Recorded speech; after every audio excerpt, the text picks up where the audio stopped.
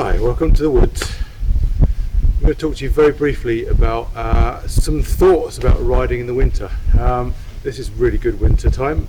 It is down in the car park. It was -1. It's about -4, -5 here.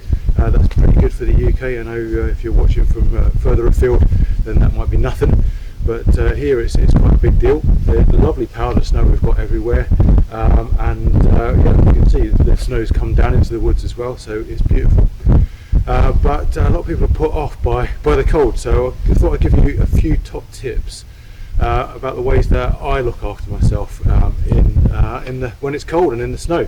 So I brought you into it. Sorry about the light. I was hoping there was a bit more going to come through. There's a little clearing here, but we haven't quite got the right direction, and the light's not up for very long either this time of year. So what am I wearing? A few people were asking about what do you wear on your feet? What do you wear on your feet? So you can see I've got flat paddles on the bike.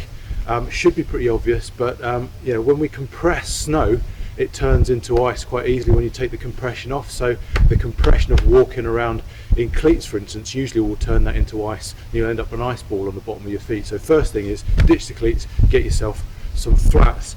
Now you can wear flat shoes, that's fine, but you're probably going to get cold feet. And so what I would recommend, and what I'm wearing here, is a pair of Gore-Tex line, happen to be Gore-Tex, but Gore-Tex line summer boots, 3-4 season summery boots, reasonably lightweight, don't want big heavy things on my feet, and so it's a bit of a compromise, but I'm wearing merino socks on the inside and my feet are toasty, they're lovely and warm. To stop the snow getting into the boots, because that's what snow wants to do, especially this, it's trying to get in all the time, what I'm also wearing is a pair of short gaiters. They don't make my legs sweat too much, but they will make sure that the snow doesn't get in unless I bury myself in a drift somewhere, which is always a possibility.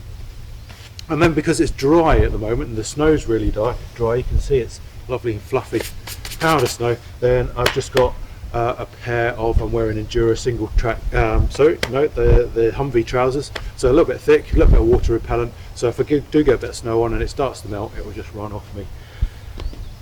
I'm really keen on keeping warm joints. I think joints really suffer when they get cold, so obviously I've got merino socks looking after my ankles. Underneath here I'm wearing a pair of lightweight but they're woven based knee pads. They're still D30, they're really lightweight Tri-Lee ones, so they'll still protect me even though they're lightweight, but they fit under the trousers, and if I want to put some waterproof trousers over the top if I'm getting wet, then there's enough room under there. They don't take a lot of room but plenty of protection.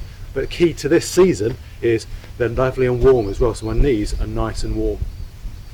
Moving up the way, we're using a layer system. So I've got a thermal wicking shirt underneath under a soft shell.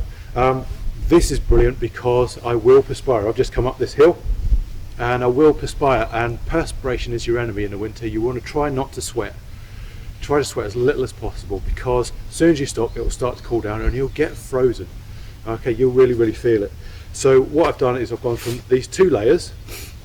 This will keep any breeze around. It's really still today. This will keep any breeze off, but the key thing is it really breathes really well, so it will allow any sweat evaporation to go on. It's not like wearing a plastic bag, which can be the effect of wearing a waterproof jacket over the top. So just because it's winter doesn't mean you've got to stick full winter kit on. So this is, I've been regulating my temperature with my clothing and also my speed, and try not to work too hard, but hey, it's Big Hill. What sweating I have done has been able to evaporate because of the soft shell. I can thoroughly recommend these. You'll notice I'm wearing pretty lightweight gloves, and what I've done is I've put a hat on underneath my helmet, and the heat that I'm producing isn't escaping out through my head because I've got a hat on, so it finds other ways. So when I create excess heat by being nice and warm, it needs to find other ways, and those other ways are out to our extremities of toes and fingers. And you know that through the reverse. When you start to get cold, first thing that gets cold is your hands and your fingers. So when you start to get warm, the first thing that gets warm is your hands and your fingers. So it's just a fine balance of making sure you don't sweat but producing enough heat to make sure your hands are nice and warm. And that way I don't need to wear a big pair of thick gloves. Having said that though, what am I carrying with me?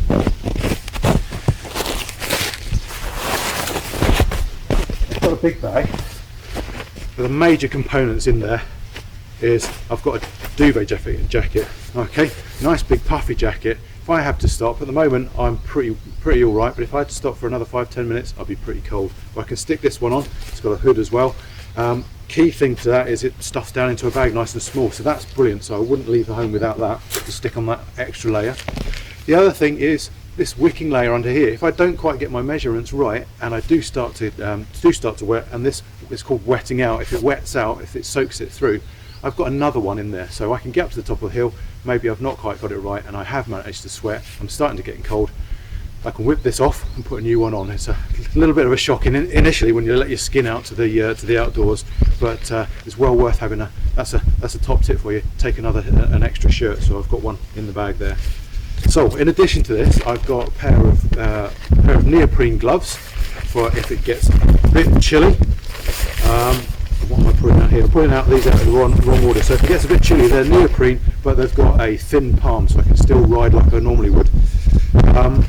If it gets colder still, then I've got a thick pair, and these are Gore-Tex lined gloves, windproof mostly for that, and they are a little bit warmer. Still got my fingers nice and dexterous, but not quite the same feel.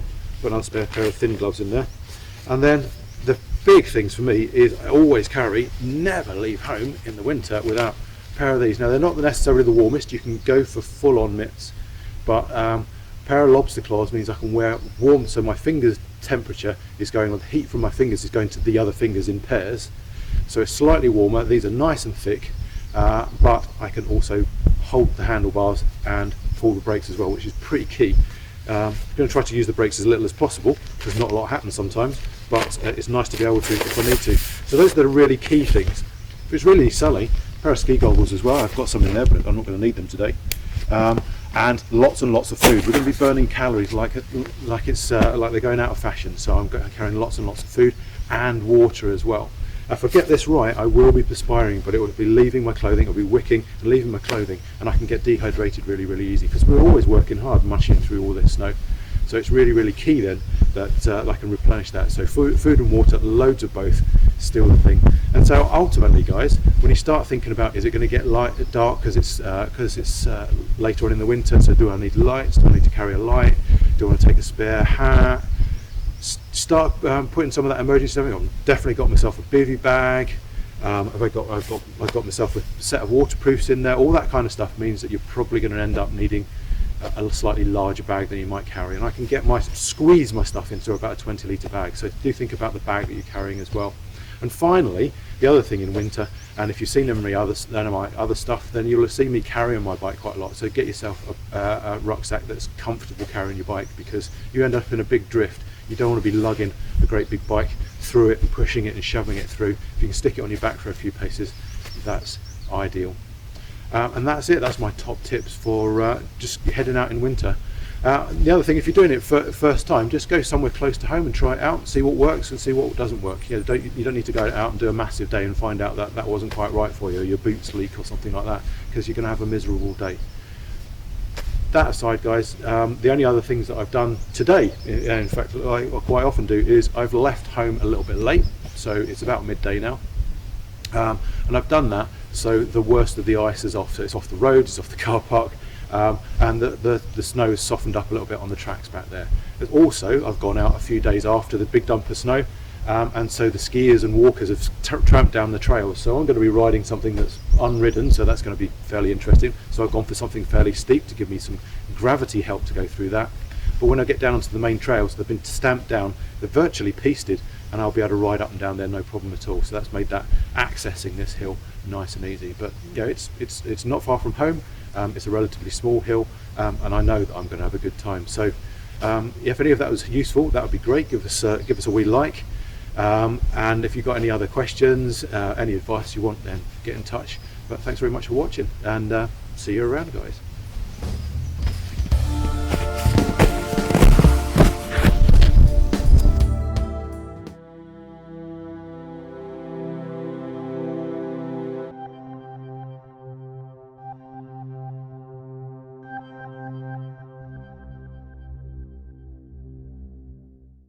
I like that one. It's good, wasn't it?